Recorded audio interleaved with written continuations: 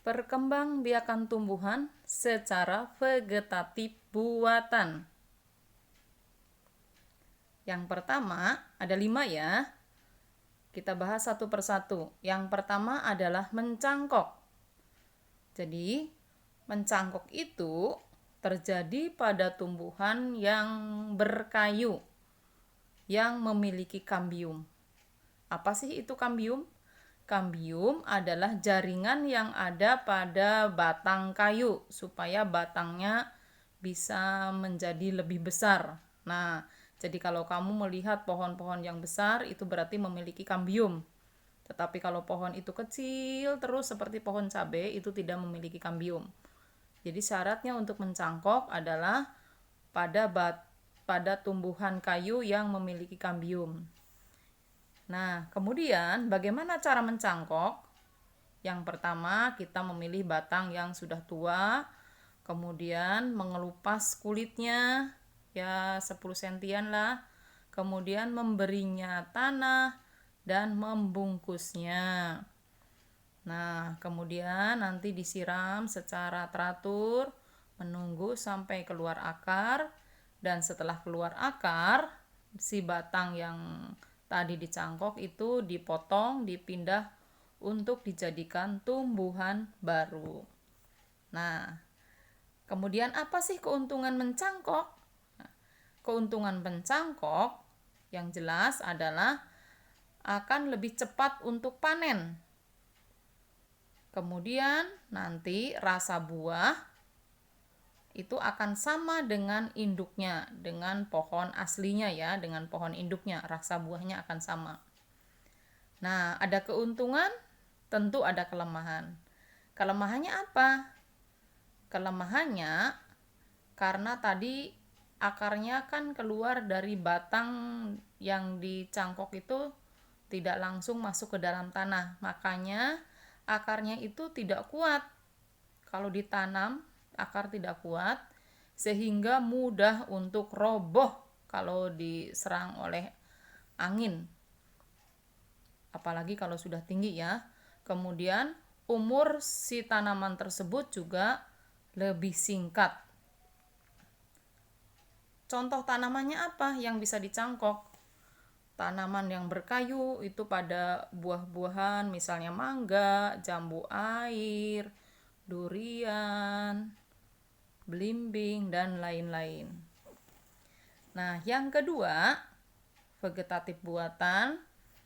Yang kedua adalah dengan cara stek. Caranya, kita akan memotong bagian batang, dipotong dengan posisi miring, lalu batang yang sudah dipotong tersebut ditancapkan di tempat lain. Nah, yang disetek itu banyak. Misalnya singkong, mawar, sirih. Kemudian sekarang ada sirih Belanda, itu juga disetek. Kemudian macam-macam ada bunga seri rezeki atau apa itu juga disetek. Nah, yang ketiga itu adalah dengan cara menyambung. Caranya kita memotong bagian batang, kemudian batang yang sudah dipotong akan disambungkan ke batang lain yang juga sama sudah dipotong. Kemudian nanti lihat gambar ya. Kemudian nanti diikat, batang yang disambungkan itu diikat. Kemudian ya ditutup dulu, dibungkus dulu dengan plastik sampai tumbuh akar. Nah, apa sih keuntungannya? Keuntungannya karena tadi itu dua batang yang disambung itu mungkin berbeda jenis ya. Maka nanti akan menghasilkan varietas baru. Kemudian selain menghasilkan varietas baru, bisa menghasilkan bibit yang lebih unggul. Jadi kalau orang menyambung itu pasti yang disambung tidak sama, misalnya mawar merah dengan mawar merah itu untuk apa disambung?